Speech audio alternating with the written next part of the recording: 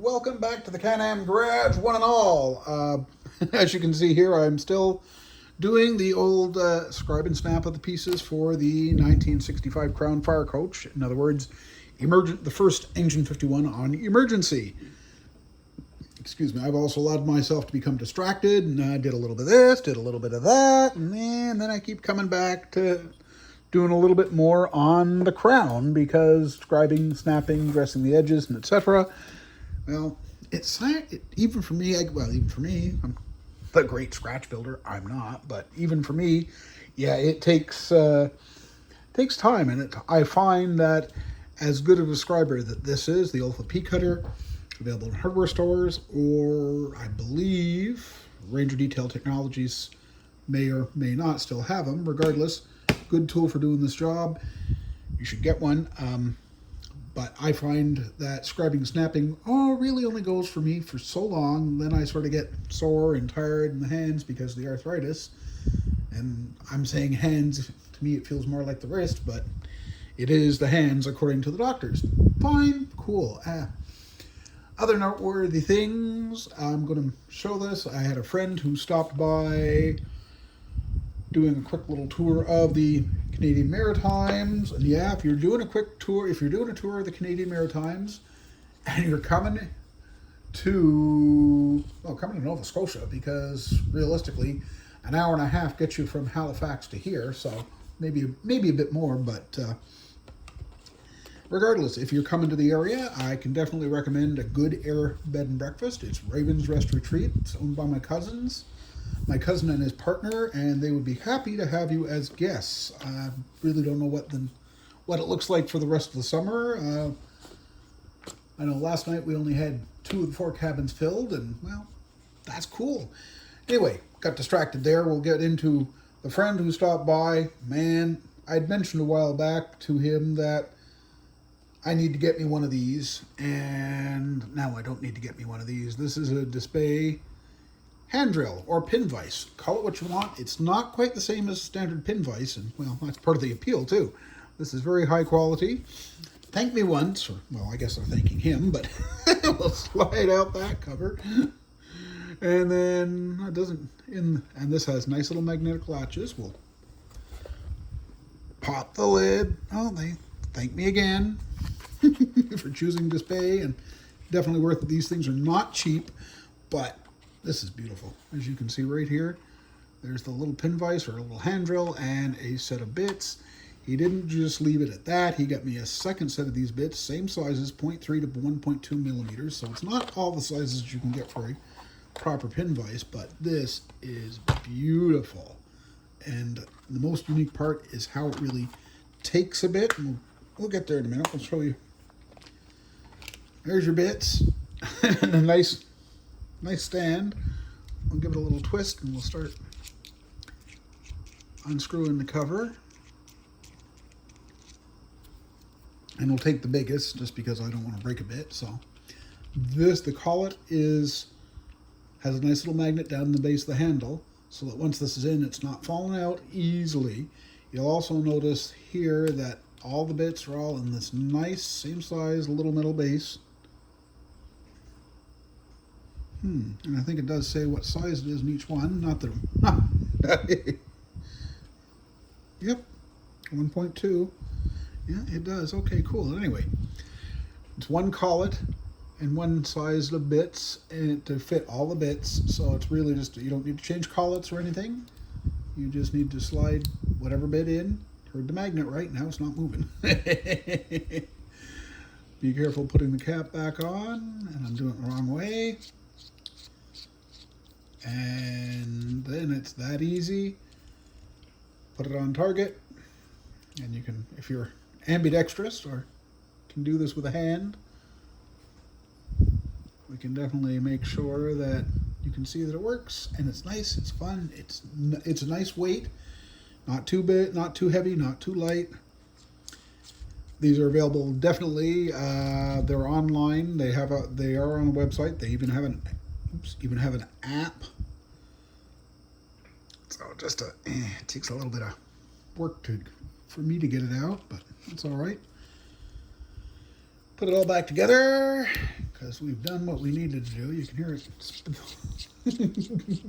Right tight, left loose. Yeah, well, beautiful tool. I can't wait to use it. Unfortunately, I've been filling holes because I started another project. Again, told you, got distracted.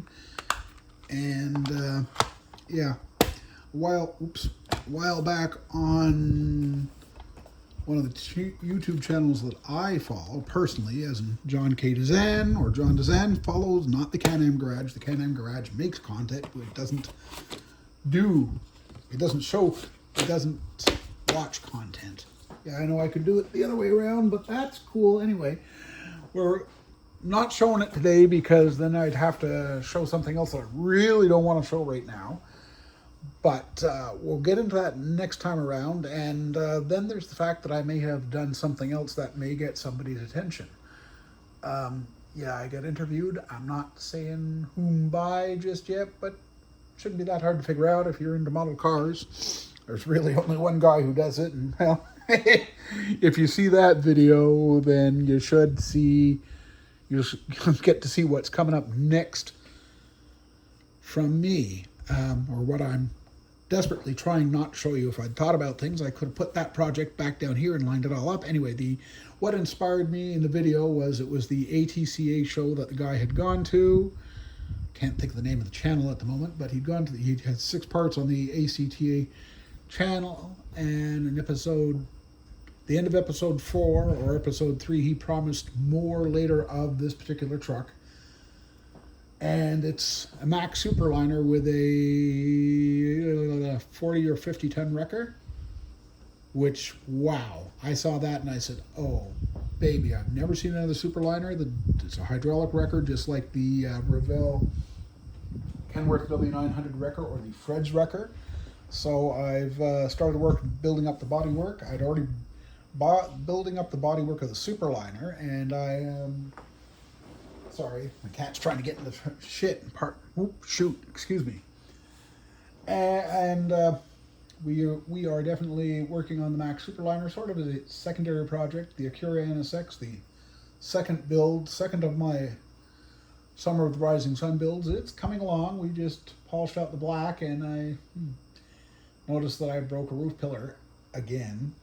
So I'll have to do some touch-up. Hopefully I can make it work with brush. I don't know at this point, but this car's beginning to seem a little jinxed. The Superliner, as I was saying, and I'm sorry I got distracted there, but some days it's easier than others. I've decided I'm going with a sleeper, which means I need to extend the frame. The wrecking body happens to be built up mostly, well, I'm going to guess over half of it has been built up from when I started a Mack DM600 wrecker a while back. Nice idea, but I could just never get past a certain point. It never really looked, well, the towing gear never really looked like it was equal to the Mack. Here on the Superliner, perfect look. Just perfect look. So, it's going to get built up. It'll, of course, be in the Can-Am Garage colors, and some other neat little projects have been done. I've been looking around trying, pardon the cat, while he tries to kill the flies in the windows. I've been trying to find the appropriate wheels and tires for another emergency build for Squad 51, the 72, 73, 74 Dodge D300, is it? Would that be right for a 1-ton back then with dual wheels? Regardless, working on it. Haven't found the wheels and tires the wheels and tires that came with it are resin cast, and there's goobers and air pockets and everything. But if that's the only problems with it, and he did correct it with, and this happens to be right here in an open box. He did correct it with 3D printed wheels and tires. Now the wheels I love, but the tires, no, that tread just does not work for me. So I've been trying to find suitable replacements for it. The wheels, I love the wheels, are good. They may be better than they're definitely better designed than what's in the original. I don't know if they're 100% right for a 70s vintage 1-ton with dual wheels, but it works. That covers the Superliner, that covers Squad, that covers that. I found a pair of American LaFrance pumpers, or fire engines, I should say. One, as you've seen the previous video, I've done up the chassis for the 65 Crown. The other one, I'll build up its chassis, engine, and pump to do for the Ward LaFrance. Also been looking into seeing what I can do for my Iceman Productions tow truck. And that's right here, and I can definitely get that for you in. For those that haven't seen it, and I know I've shown it here on the channel before, and then there's the auxiliary toolbox too, but there's a problem. Well, the problem being is that is a full 8-foot box. This makes it past 8 foot, so I don't quite know what I'm doing yet. Our original idea was going to build it on a Chevy 1-ton. And then I realized, wait a minute, why do that, dum-dum? I have a Meng F350. Single rear wheels, yeah, but I can definitely find wheels and tires to make that a dually. There's absolutely no questions.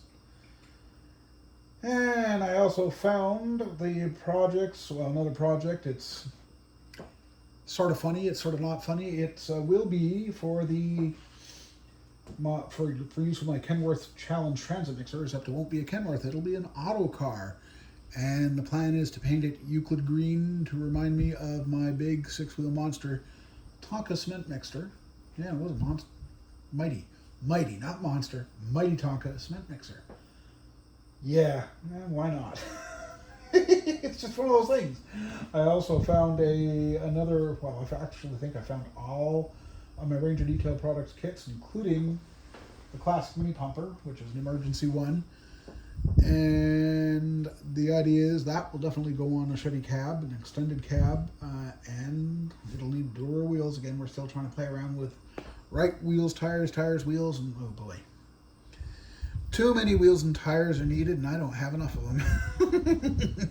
But I'm sure somebody in the aftermarket can come with me, and I'm definitely going to have to try painting what I have from Ranger Detail for the squad, because otherwise it just doesn't look right. Yeah. Anyway, as I said, what you need to be looking for is supposed to be on this weekend. I can't say Saturday or Sunday, Friday night even. I don't know. There's going to be a video out by, well, I guess I got to say, if you want to look for it. There's a video, there's going to be an interview of me by Lucas C.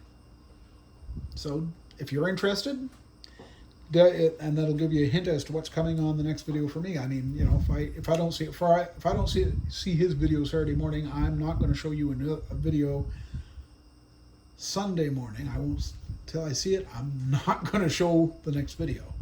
Regardless, hey, that's it for now. Keep on building, and I'll see you next time at the Can-Am Garage.